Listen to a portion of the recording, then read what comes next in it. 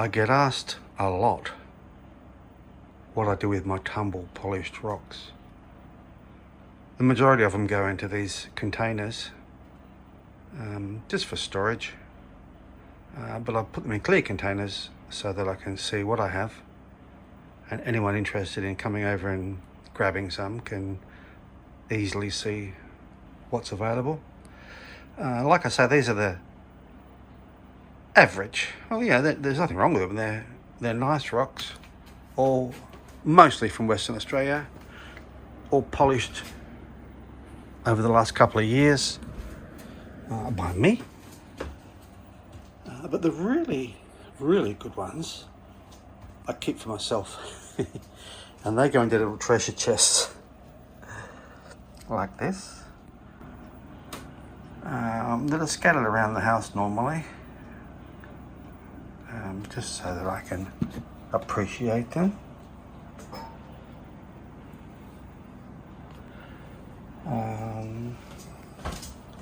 This one here, lots of nice colours and different sizes, different patterns.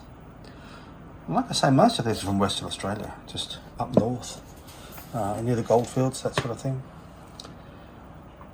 So what I'll do, actually it's probably hard to get a scale for how big some of these rocks are, but they're quite large. Things like that. Bigger than what you'd normally find tumble stones. So what I'll do is I'll make a video just explaining maybe some of the rocks, where they come from, anything interesting I can think up about them or make up about them. Yeah, so that's them. Alright, for starters, I've passed 100 subscribers. So I received this, I might have made this myself, little certificate. So that'll go up here. That'll go down there. Right, now my favourite rocks, these are my favourite tumbled rocks. I started going through them, ended up with hundreds. That's why, but they're my favourites. But I've narrowed it down now. So this is something we get in Western Australia, the Gascoyne Junction area, called mookite. Nowhere else on earth you'll find this. And what I like about this one is it has a little bird sitting on a branch with an egg. Well, that's what it looks like to me anyway. This is something that we call dendritic opalite. Dendritic, Greek for tree or branch, and opalite because it's common opal, it's not the precious opal.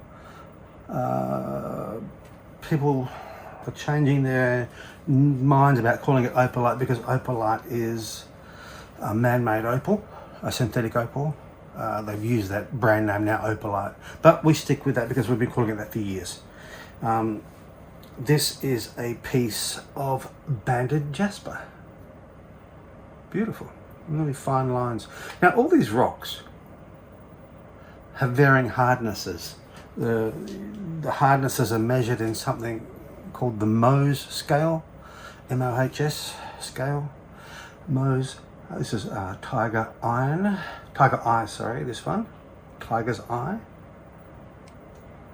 Now the Mohs scale starts at 1, which is talc, and goes all the way up to 10, which is diamond.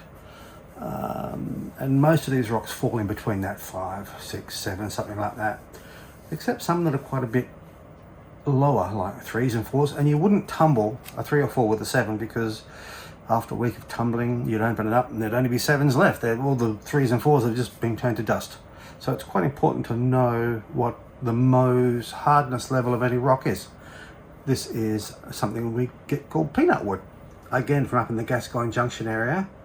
That is about a Mohs 7. This is a banded jasper, really nice colours this one. I only found one piece of this when I went up mid last year and cut it into 2 pieces, and this is one of them. I really like that. Now the Mohs scale, some people don't know Well, I've got to admit, I didn't know how it got its name, Mohs, M-O-H-S, scale.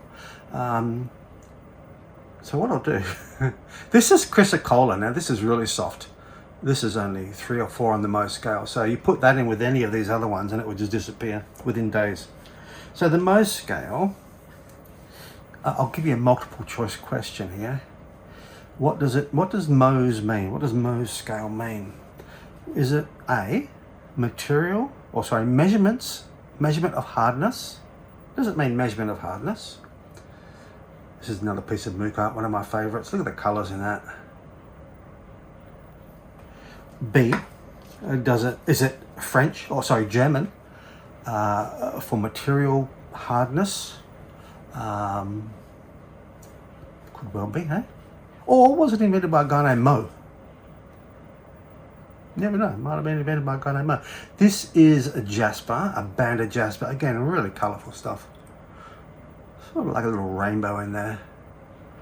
And for the answer to the Mohs question, I'll tell you later. You have to wait around at the end of the video, or you could skip, I guess. We'll see. This is Australian crazy lace agate. A bit different to the Mexican stuff in that it's not quite as elaborate, but still quite nice. Nice patterns in there. That's about a 7 on the Mohs scale. This is some more dendritic opalite. It comes in different colours. This is yellow. That other one was, what was he? Bluey grey colour. That's from the Norseman area in Western Australia. Now this is something called chrome chalcedony. I like this. It's usually green, but I like this because it has the changeover from where it becomes part of the host rock as well. That's, I'm going to say most of them are 6 to 7. That's what that one is. This is another piece of mookaite. It comes in so many different colours, honestly.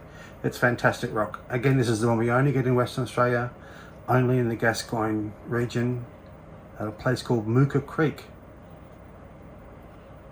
And people all over the world want that, and we're the only ones with it. This is something called amethyst. I'm sure everyone knows amethyst. This is actually a chevron amethyst. You can see that chevron shape there. What's his Mo? What have I got him about? 7.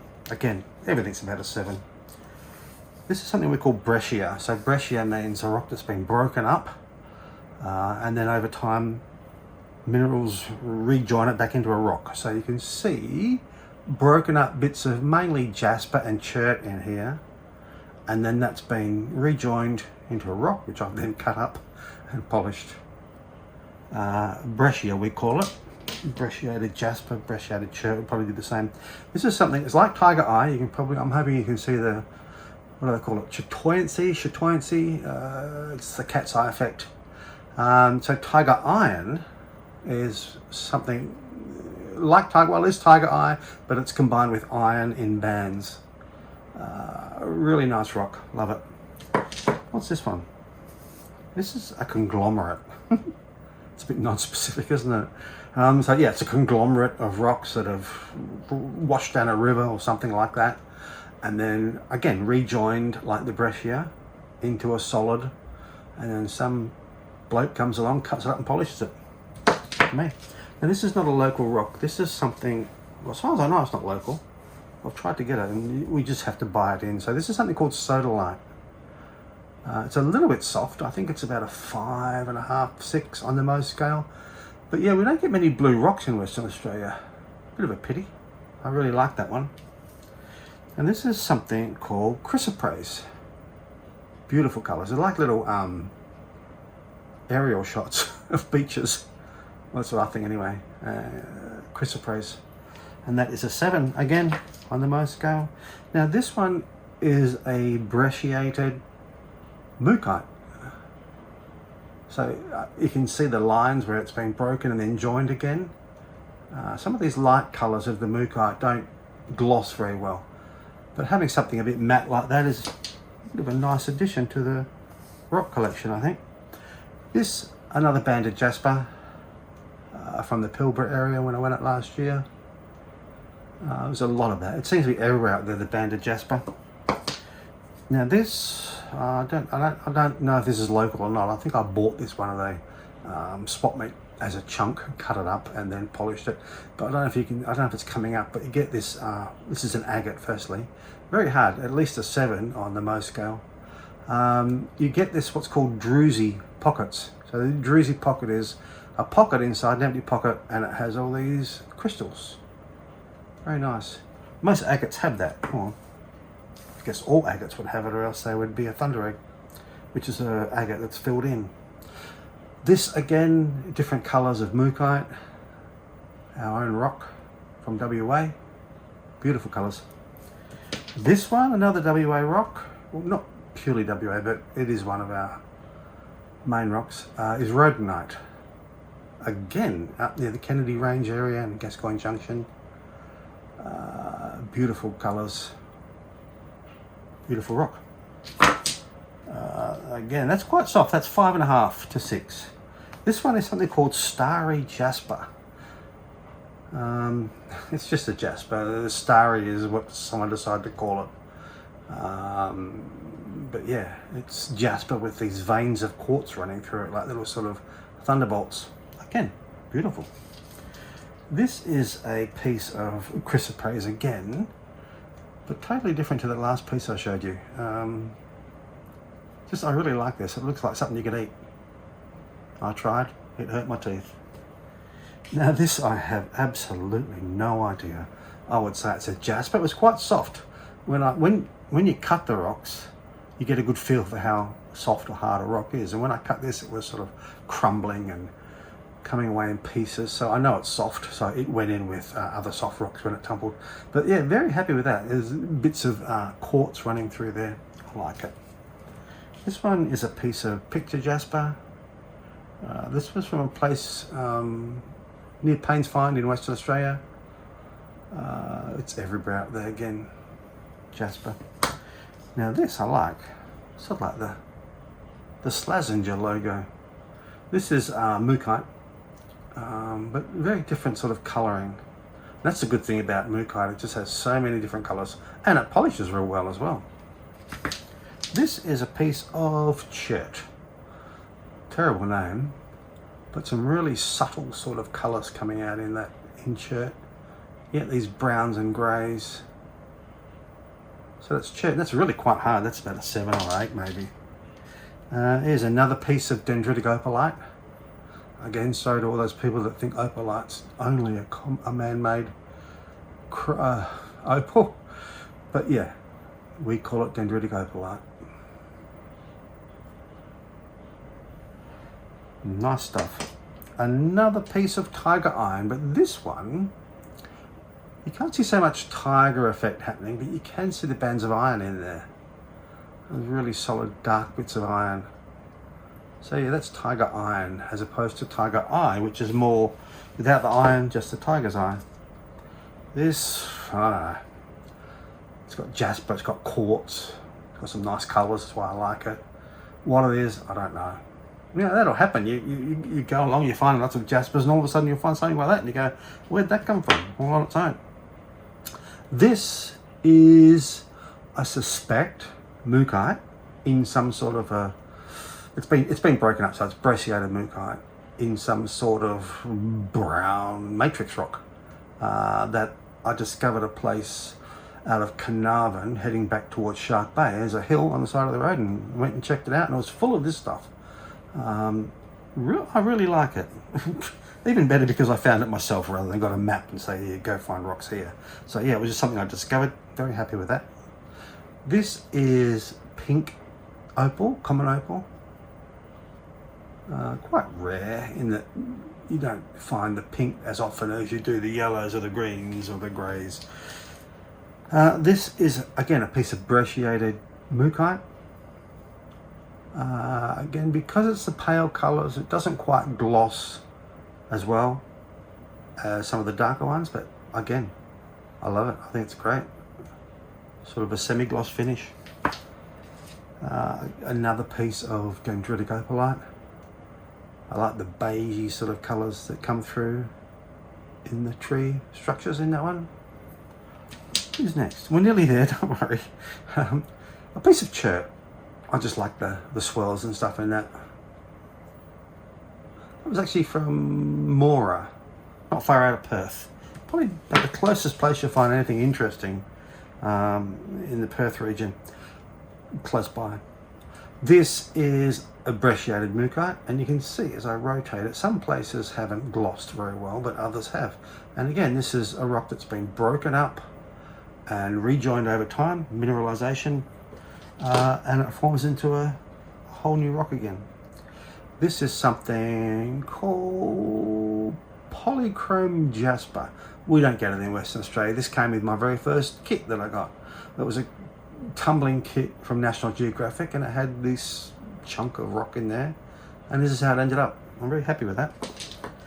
Now this is mookaite, but look at the different colors and patterns in that.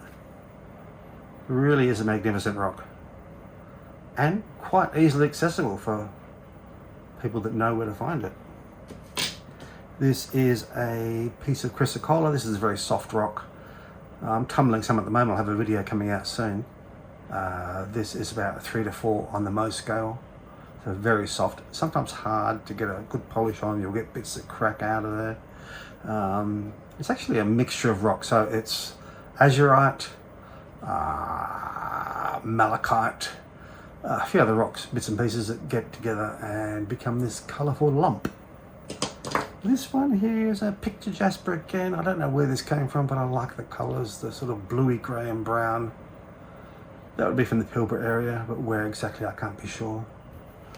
What have we got? Almost there. This is iron banded jasper. So there's jasper with bands of hematite running through it. Those dark bands that are sort of metallic looking. I'm hoping you can see the metallic reflecting there. Iron banded jasper. Again, another piece of mookaite, just because there's that many different colours, patterns and stuff. I just love it. And of all my rocks, I've probably got, I don't know, well, a vast majority would be mookaite. This is something, as far as I know, it's called nickelone magnesite. There's some nice little textures in there. I didn't collect this one. This one I bought as a chunk, and again at a swap meet. This is a very odd piece of mookaite again. I know it's mookaite because I collected it from Mooka Creek, but yeah, very odd colouring, very odd textures. It's almost like peanut wood, which is found in the same area, but it couldn't be peanut wood because it's just not sharp enough, the detail there. It's mookaite. This is, again, a bought rock. This is an agate. So this is typical of an agate where you get the crystals in the centre and patterns around the outside, the lines around the outside where it's sort of built up over the millennia. Millions of years these things take to form. Another banded jasper. I just like this because of how fine the bands are there. Really delicate lines. And lastly, this was an offcut of mookaite. I just threw it in there to help sort of tumble away other ones, and I really liked the freeform abstract sort of shape that it came out with. I'm surprised it even did. I thought it would break. But yeah, ended up being one of my favourites. So, back to my question. What does Mohs stand for? Measurement of hardness? Possibly. Is it French or German for material hardness? Maybe. It's actually named after a guy named Mohs. Frederick Mohs. He just used his surname as the measurement. Pretty funny, I thought. Maybe not. See you next time.